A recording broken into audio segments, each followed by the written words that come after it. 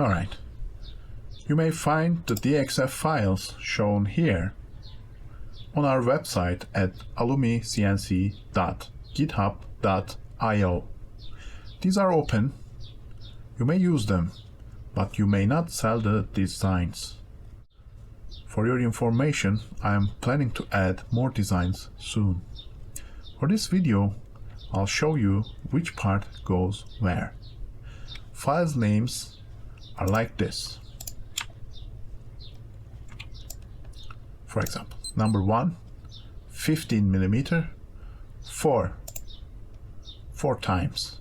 So part number, the thickness in millimeter, and how many you'll need these.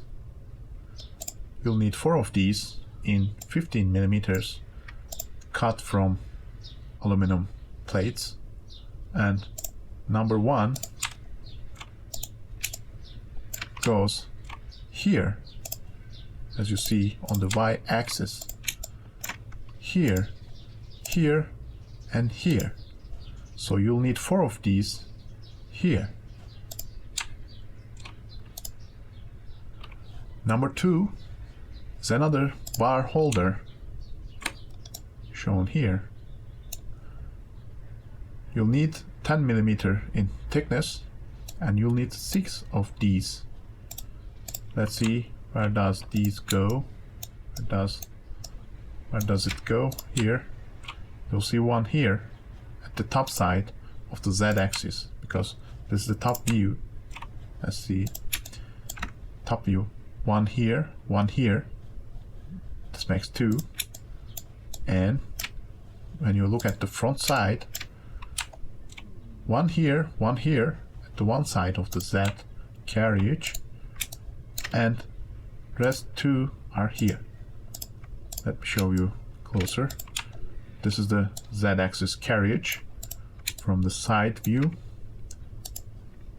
2 on one side, 2 on other, 2 on the top side here on the Z-axis.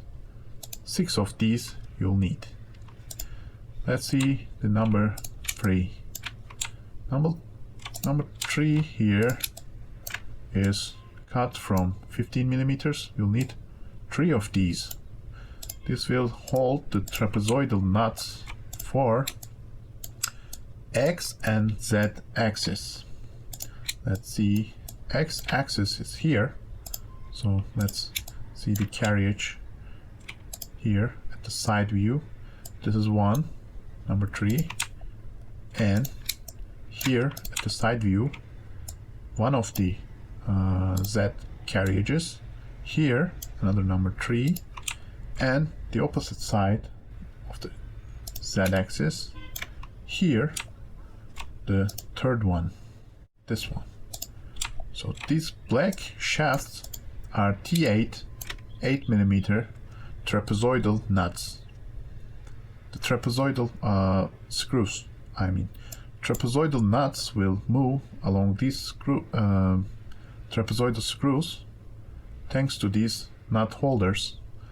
The Z-axis carriages follow the shaft.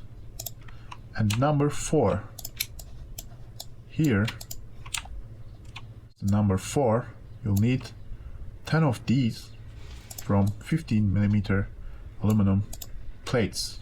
You'll see it's a simple part.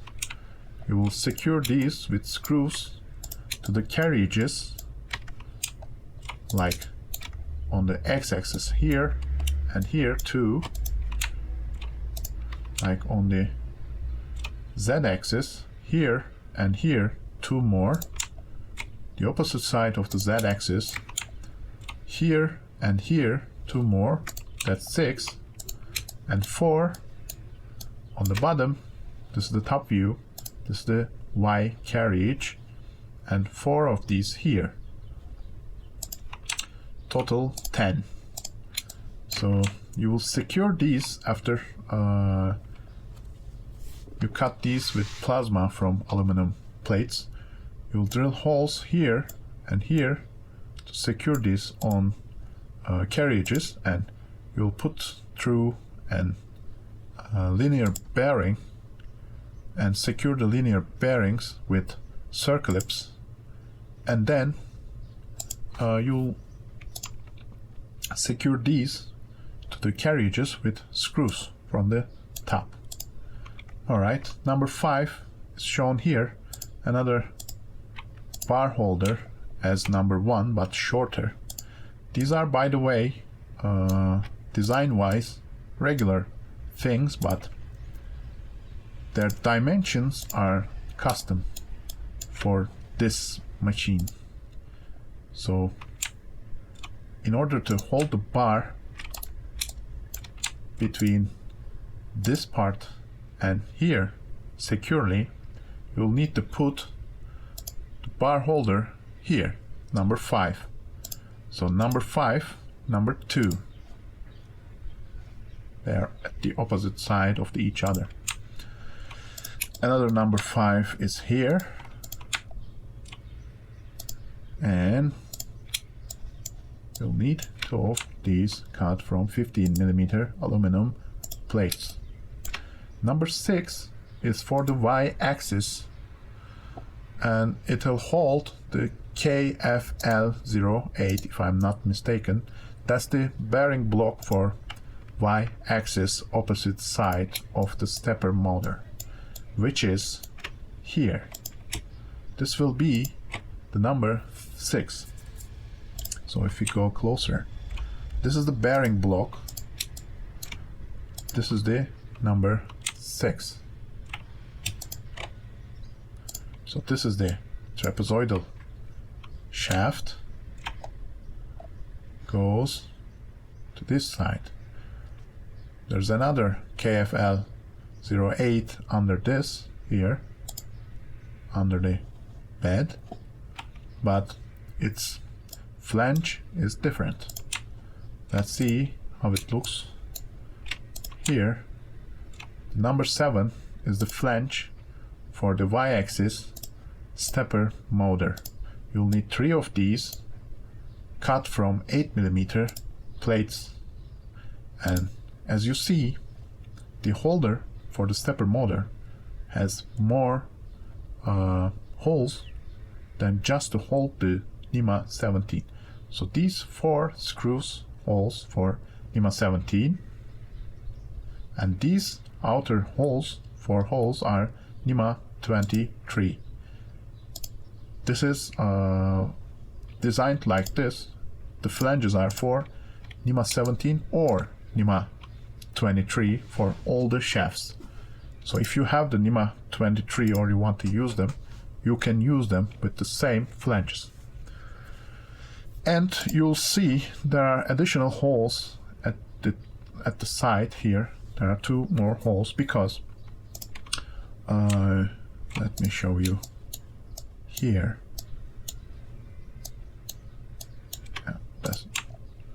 Alright, so this is another carriage, but it works like this. This is NEMA 23 holes. There's a NEMA 17 in the middle, and this thing here is the KFL08 bearing block. The holes you saw there on the Y shaft, as you see here, this is the Y shaft, is to hold the KFL08 in place at the other side of the sigma block here. As you see, this is KFL, this is 1, 2, 3 blocks for the Y stepper flange. So these 3 are the same part cut from 8mm, and you use these holes to mount at this side of the sigma profile to mount the KFL08. This side, those holes will be empty. So the spacers here, you'll notice, are mounted to the NEMA 23 holes. I'll come to that later. Okay, also let's mention this. There are two more holes here. These are simply to mount these flanges on the Sigma extrusion profiles. So number 8 and 9 are stacked on each other as these, but in a different way, at the top of Z axis, as shown here. So stepper flange for Z axis works like this. So this is 8, if I'm not mistaken, this is 9. So 2 of the 9s at the opposite sides and 1 of the 8s here. As you see, these will create enough space for coupling to stay in the middle between the shaft and the stepper motor. This is why there are 2 of these and 1 of this. I didn't find any other viable solution to this space problem because I didn't give up the rigidity, and I came to this solution after all. So as you see, there's a spacer here as here. These are the same diameter aluminum rods. This one is 40 millimeter long, this one is 20, and they are both for the 23 holes. So they are going to be drilled with 4.2 millimeter drill bits and will be tapped for M5 nuts. And here you will see this and this. Oh, sorry, this as overlapping these, but if you look at them at the side here, you'll see they are not actually overlapping. The number 2 goes between these spacers. If you look at the side to this carriage. Alright, so these are spacers which are numbered 21, I guess. 21 and 22. 21 is the longer one, 22 is the shorter ones. These are not included in the DXF files because they are going to be made from aluminum rods. So let's move on. See the flanges for number 8 and 9 at the Z motor. Number 10 has 2 they are not optional, but 2 versions, number 10A and number 10B. You'll need 2 of each to stack on each other. So at one side you'll see one number 10A and one number 10B stacked on each other, and the other is also will be AB stacked on each other. The difference is very minimal. As you'll notice, there's same amount of holes, but here this hole is ready as 5 millimeter, so ready for M5 nut metric 5 screw to go through freely. But at 10B you'll see this is not 5 millimeter, only 4.2 millimeters in diameter. So you'll tap these with M5s and you will screw the KFL 08 bearing blocks through A's to the B's. Like you'll screw this through A freely to the B, because you will tap these. And the other holes are shown here. These 4 holes are actually meaningless, but I made them anyway. These are for NEMA 23 56.4, I guess. This is, let me check. Yes, this part is 56.4, so flange is the same as NEMA 23, and I added the 4 outer holes for NEMA 23 anyway. So you'll not use these 4 holes, but you'll use these 4 holes and these 4 holes to screw this flange on the Sigma profile. And these holes are for KFL 08, as I told before. So number 11. This is the final and 4th trapezoidal nut holder, this time for the hotbed. So number 12 is here and number 11 is here. This is the trapezoidal nut holder for hotbed carriage. Let us check it from the front. So here, let me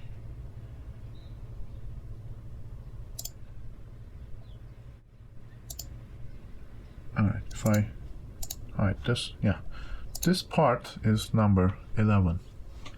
It'll hold the trapezoidal nut at the center here for the stepper motor flange.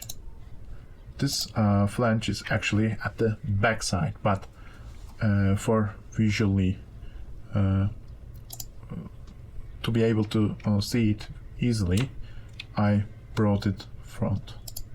So you'll see from the front, you'll see this, and this motor flange will be at the other side in actuality.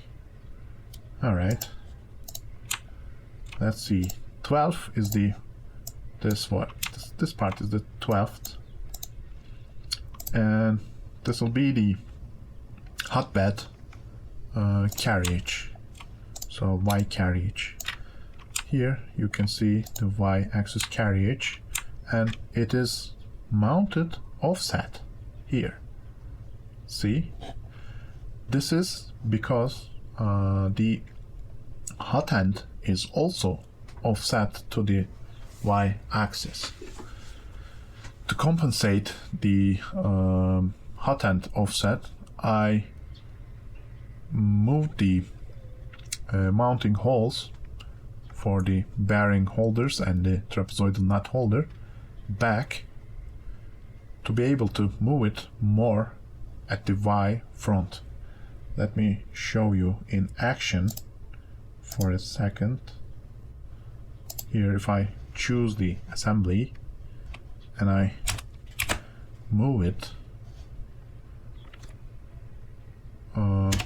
let's say 13 centimeters, you'll see the offset will allow me to reach near the edge of the back. So if I move it at the opposite direction, but less of course, because these are closer to the back. That's preview. Alright, this is too much. How about this? It's still too much, but let me show this. Okay, so if you can see, you will still reach near the outer edge. So this is normal. This is at the back. It's like 9 centimeters at the back and about 13 centimeters to the front, maybe 14. Alright, so the offset is for this to work and I'll show you the mounting holes for the Y-axis carriage. So the inner 4 holes are the standard 22 centimeter hotbed mounting holes. The outer holes are for a custom hotbed you may make yourself. So as you will see, this hotbed carriage is 35 centimeters wide and 30 centimeters long, so it's a big one, and it's going to be made out of 6mm sheet, and you'll need one of this. So these are the hotbed mounting holes, and these holes you'll see here are, as you saw before, for the bearing holders, and the center 2 holes are for the number 11 trapezoidal nut holder. So the rest of the holes, which are these 4, 2 on the back, 2 on the front, these are for the end stop switches. So you'll mount the Y-axis end switches here and here, which are measured against these, to be able to use them with the flanges front and the back, right? Let's see how high these are. Again, if you mount them here in the center, you'll see there's only a little bit of height to compensate to be able to use them properly. So I put them on the Y carriage there. That's the hotbed carriage. Let's see, this was number 12. What is the number 13 here? You'll need the number 13 for hot end carrying. Number 13 is going to be cut from 8mm aluminum plate or sheet, whatever you call. So this will hold these here at these screw holes, and this fan mount at this screw hole, and these 2 little holes, let's zoom in, these holes, these 2, are for the Creality style of heatsink, which is cuboid. You won't need the parts number 14 and 15 for the cuboid heatsink. These are for E3D kind of round heatsinks. Let's see the assembly here. Here at the front you'll see the E3D holder, 14 and 15 here, the fan holder here. These are the linear bearing holders, number 4 I suppose, and this one is for the trapezoidal nut as number 3. As you can see, you have these 4 holes again to be able to use end switches for X-axis. So if you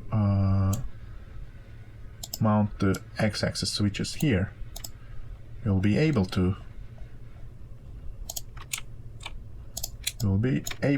use them against the carriages accordingly.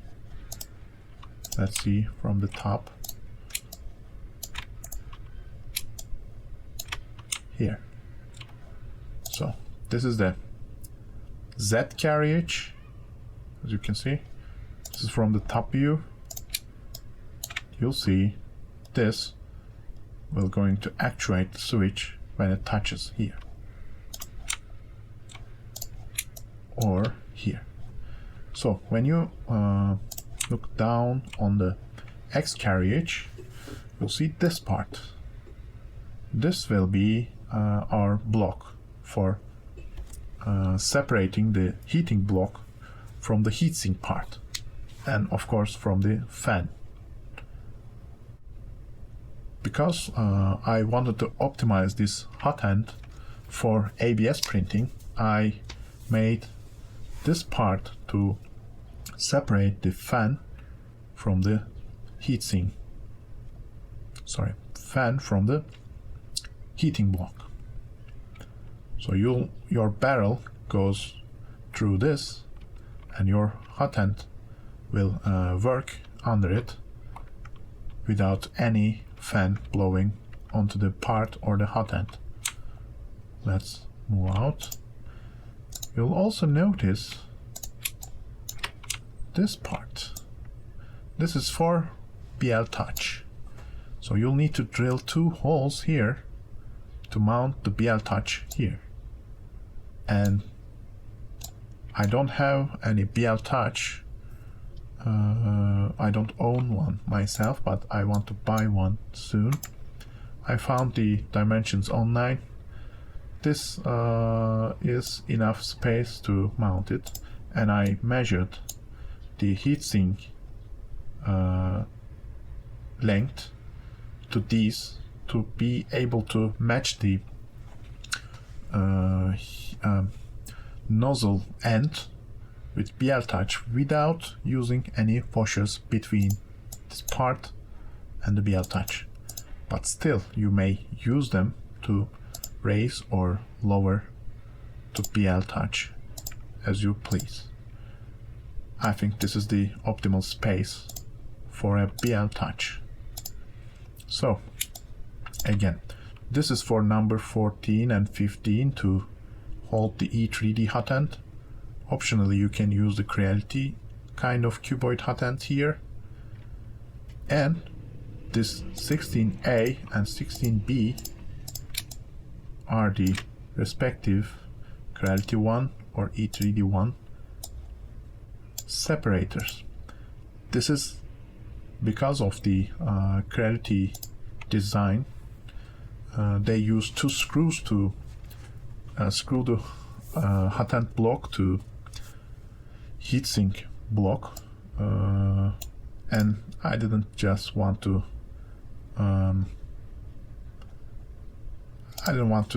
made it too intricate of a design. I simplified it as I left the opening wide, but you'll see the 8mm of this will already be under the carriage, this carriage.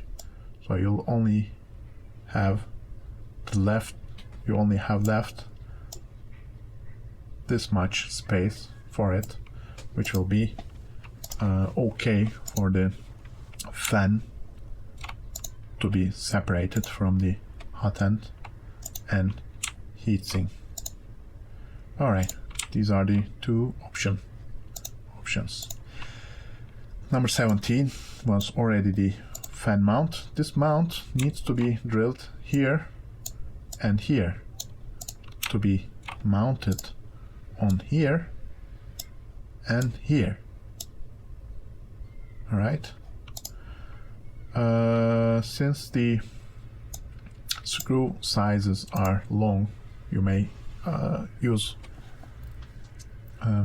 smaller screws, but I don't think I can find myself for cheap. That's why I chose 16mm screws, and they'll probably stick out a bit here. You'll drill these and tap these. You'll drill 3.3mm drill bits and tap for M4 to directly mount these through these holes to the X carriage. Number 18 is another flange, and with 19 they are assembled together. For Z-axis carriages that are also, as you'll see here, they are symmetrical. Let's see them here. This is the same part as this one, which is flipped. This is 18. Alright, this is 19. Same here, 18 and 19 here. Alright, let's see the holes here. So you'll add number 4, I suppose. 2 of the number 4s here for the 8mm hardened induction heated 8mm chrome rods, and one of these trapezoidal shafts through the number 3 trapezoidal nut holder. And you will mount number 18 through these holes to the number 19 on the bottom side. Let's see the other side. At the other side you'll see everything is the same, but additionally there's this part, this part, this part, and you'll also use these holes at this side. These two holes, as you may guess, for the end stops to actuate against the Z-axis flanges, and this is for the motor side, which I used at the left. This is motor flange, which is number 20, I guess. Let's see. Yes, that's the number 20 motor flange. And let's see here, 21 and 22.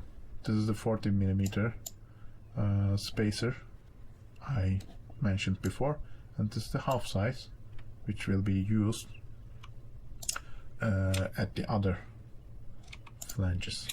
So you'll see here 20, 20 at the Z top flanges, and Y flange also there's 20mm, 4, 4, 4, and 3 times 4, 12 for the 20mm spacing.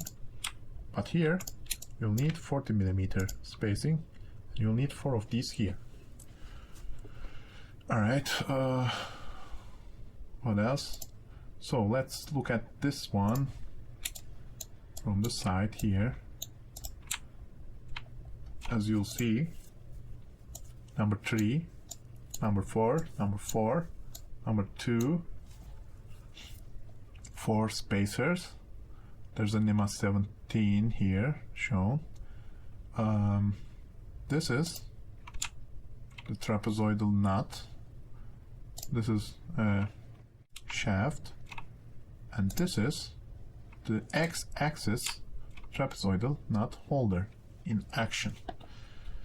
Alright, so you see the spacers, again, I mentioned before, the spacers do not touch number 2s.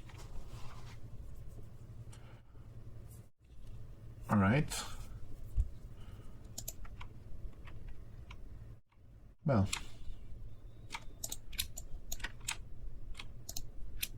that was the motor mounts and spacers. Now the rest of the parts are for assembling the Sigma extrusion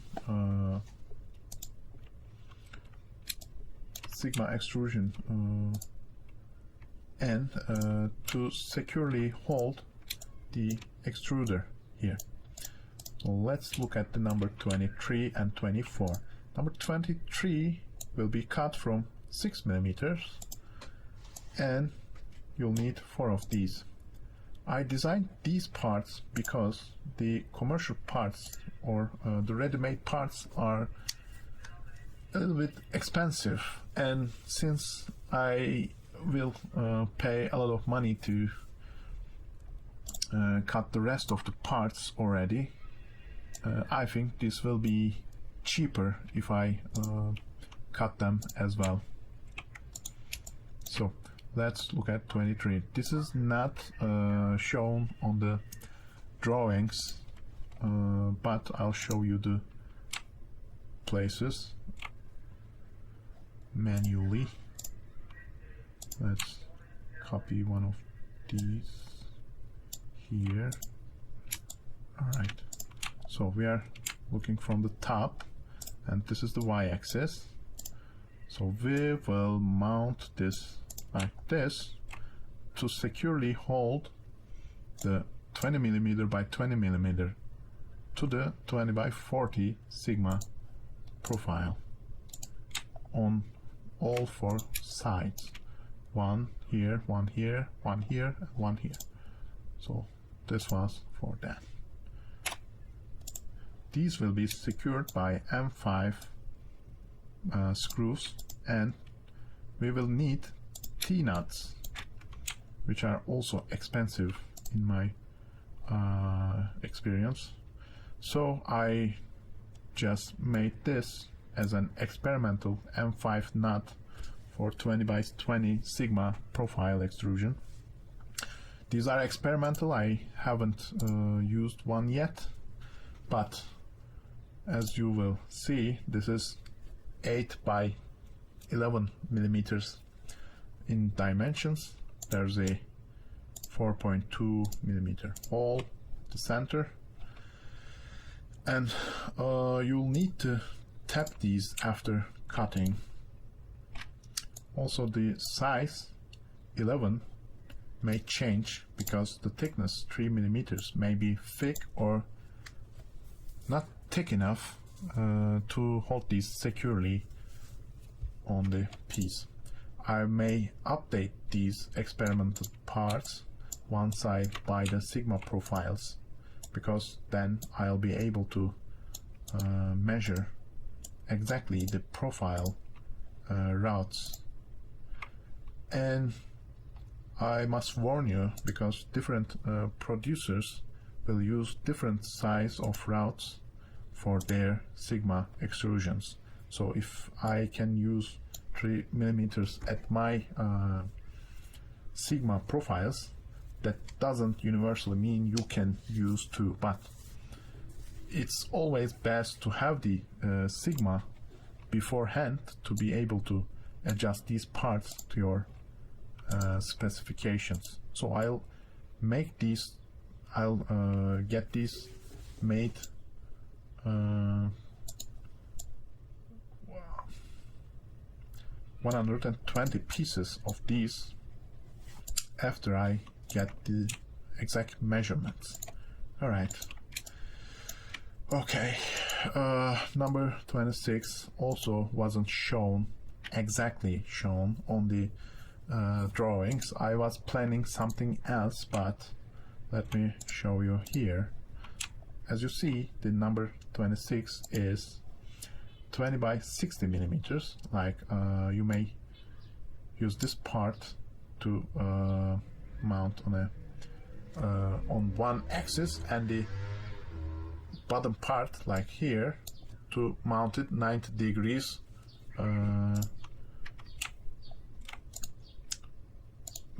to its axis. So let's see, you are looking this part from the top view, but keep in mind this is 10 millimeters and this is 20 millimeters here, right? So this part was similar to that part which I was experimenting with. This is a 20 by 20 spacer to mount the, let's see from the front, that to mount the z-axis here, z-axis sigma, to here, to bottom y-axis. This is the bottom here, this is the z sigma here in actuality. So this will be at the corner, and think it as a half size, like 10 by 20 here. So the top two screws will be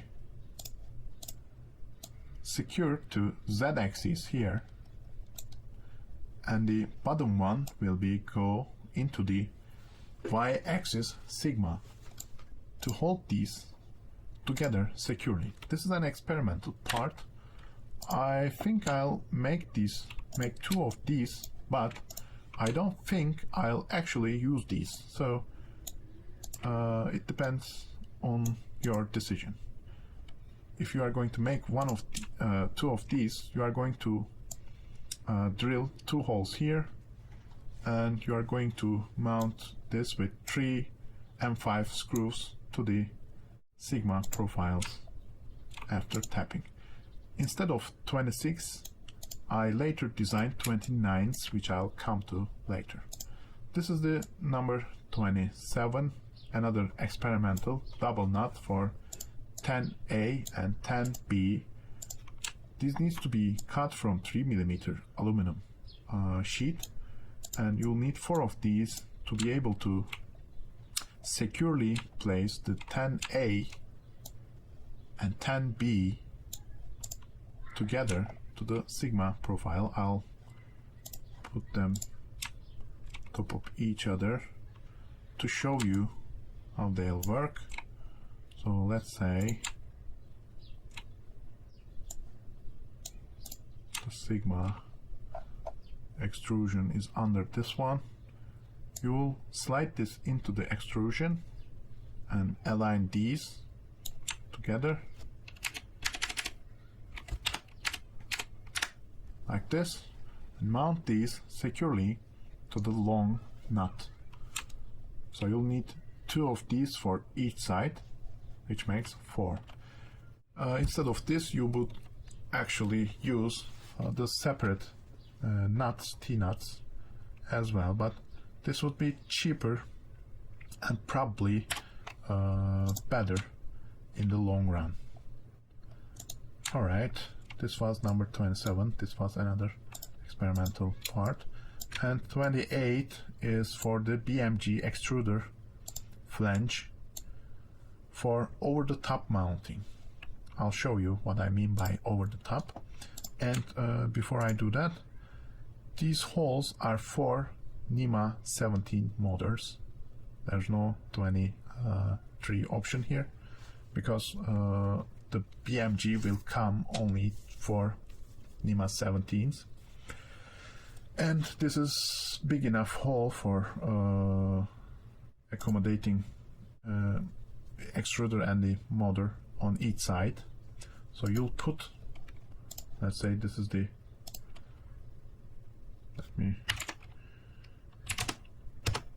okay, let's say this part is this. So you'll put the motor one side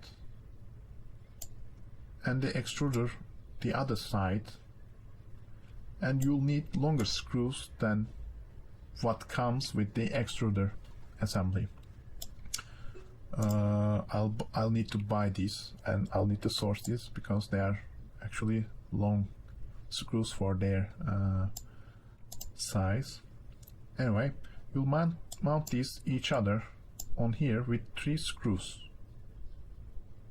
4th screw will be just for the motor, because BMG has 3 screws for the stepper, and these other 4 screws will be used to mount the flange on the top of Z-axis sigma, which is shown here as 4D with 2 20mm routes.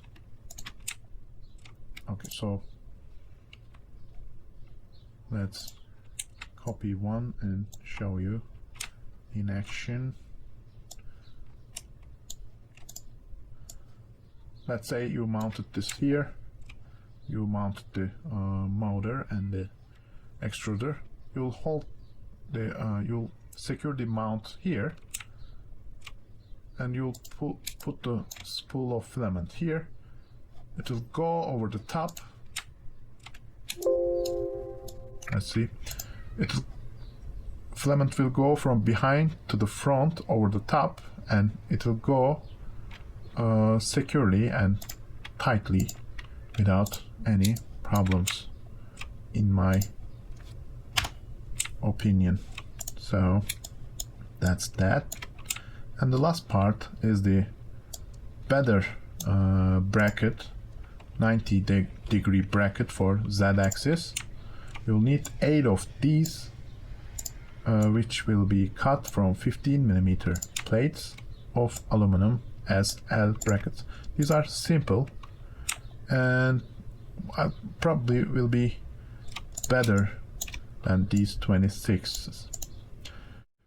So if you get 8 of these, you may use them at the 4 inner corners here. This is the bottom part as we are looking from the front view.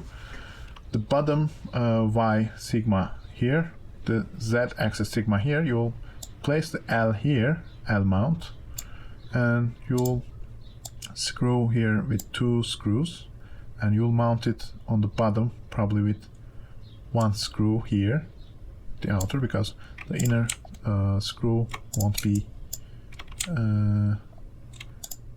there won't be enough space for the screw head, in my opinion, but I'm going to see when I try it. I don't know yet.